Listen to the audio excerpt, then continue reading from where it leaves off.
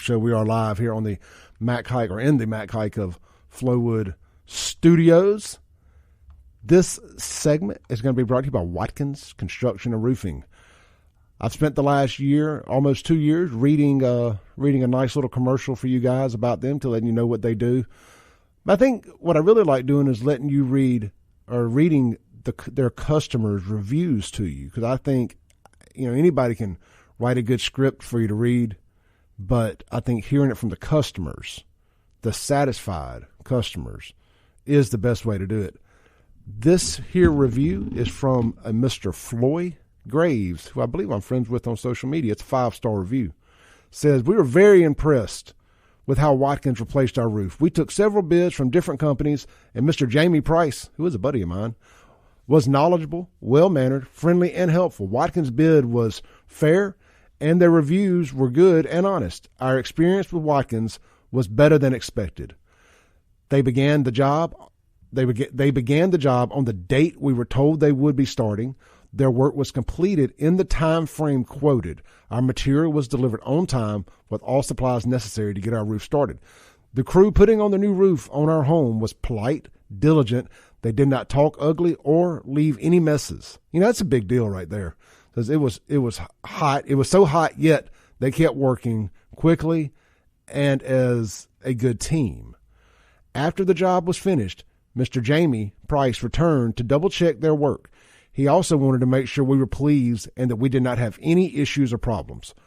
I would also like to thank Mr. Blake Hardy for keeping us updated with everything. We were very satisfied with our experience with the Watkins team. From start to finish, I strongly recommend this company, and we'll be using them again for our dream home. He'll be using them again to roof their dream home as they get it built. So that is another 5-star review from Watkins Construction Roofing. You too can find out more at WatkinsConstructionInc.com. Shout out to Michael Deere and his team over there, stacking up satisfied customers.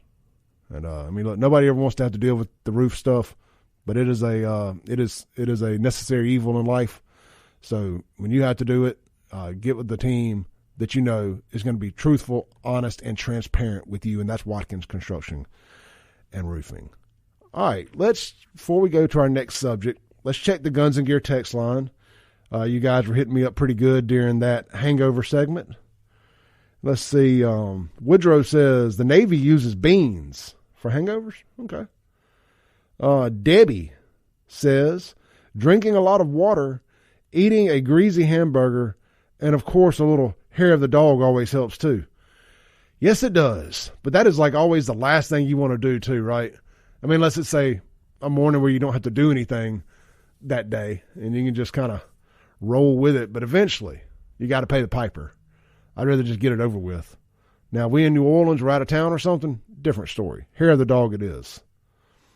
All right, some of the other stuff is just kind of the going back and forth stuff. We'll skip that. Derek says, we're going back to our earlier subject about Jackson being the murder capital of America. Derek says, high volume crime, which includes high murder rates, are the result of 4 catalysts. And all 4 must be in place to get to the condition Jackson's in. Those things are 1, corrupt government, check. 2, poor education, check. 3, unemployment, check. 4, poverty, check. If the average citizen would care enough to fix just one of those 4 catalysts, the crime rate would plummet. Well, unfortunately, the very people who want to fix that are the very people who need to fix that are the ones perfectly content with continuing to do all 4 of them. And therein lies the problem. But hey, that's Jackson. All right, so look, let's bounce around a little bit more this morning. I have fun doing that. I like having a bunch of different subjects we can talk about. I really enjoyed Friday's show, talking about child support and men getting the shaft with some of these divorce cases and child support cases in Mississippi and alimony and all that. And because I said it on the show, but I guess a lot of the angry women out there missed that. We're going to do the flip side to that too. And we're going to talk about the things that women go through dealing with deadbeat men. So I promise your show is coming, and it may come this week. Maybe we'll do that Friday, and we'll make Friday a mudslinging day. But here's some good news, some inspirational stuff, man. I like to sprinkle that in. It's Monday. People are a little aggravated because it's Monday. You got 5 more days to the weekend, or 6 if you work on Saturdays. So y'all know, man, if you listen to this show, there's a singer out there named Jelly Roll that I'm a huge fan of. Have been for a decade. He started out as a rapper and kind of slowly transitioned himself. Most people think it happened overnight, but if you've been listening for a while, you know not. Transitioned himself into somewhat of a country singer or a crooner of sorts. And he just scored a #1 country hit with his song Son of a Sinner, which makes his second #1 hit off this album. But here's the interesting thing is the other hit was a #1 rock hit. So Jelly Roll is now the first artist, and I tried to do some research last night. He's the first artist in decades, possibly going back to Elvis Presley, to have a #1 rock hit, mainstream rock, and a #1 mainstream country hit in their career, much less off the same dang album. That is huge. And he made a great post here. And caller, stay on hold. I'm going to get to you. This is from Jelly Roll. And look, if you're familiar with him, his story, there's a bazillion reasons why it should not be him who's got this success. All of them. But this guy decided not to accept any of those excuses. Convicted felon, been to prison, married a former prostitute. I mean, the deck was stacked against him. Big fat dude, tattoos on his face, the whole 9 yards. So I'm going to read this real quick because I'm hoping y'all can take some motivation from this, regardless of whether you like him or not. It says, there is no greater reward for a singer and songwriter in Nashville, Tennessee, than to have the #1 song on country radio. Now, he's from Nashville, by the way. It says, now imagine that happening to a guy that grew up in this town, a guy that at every turn for the first 25 years of his life made the wrong decision. Imagine everyone telling that guy that he had no chance at country radio. You're too overweight. You have too many tattoos. They'll never let another convicted criminal on country radio. Now imagine country radio proving everyone wrong and taking the chance on this song.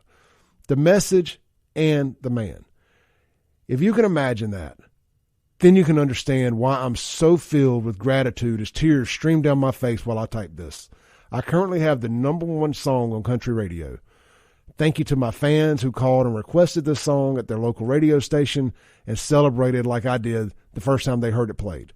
I do this for y'all. Thank you, country radio, and to all the DSPs for making Son of a Sinner my first #1 at country radio.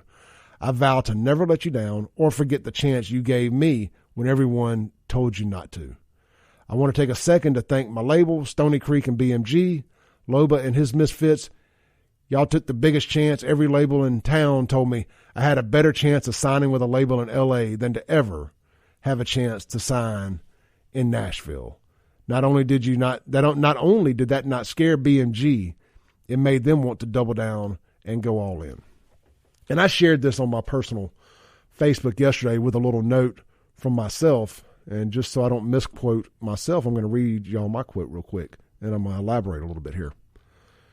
Let's see here. Scroll down. All right. I said, like so many longtime Jelly Roll fans, I take a lot of pride in seeing our guy be the first artist in a long time to have a #1 rock and a #1 country single off his album. Most artists never have a #1 song off any album. So to have 2 off one album on 2 different genres is incredible. I said, this is what a true crossover artist looks like. Not one of these pop artists that sell their soul to get a fake #1 hit.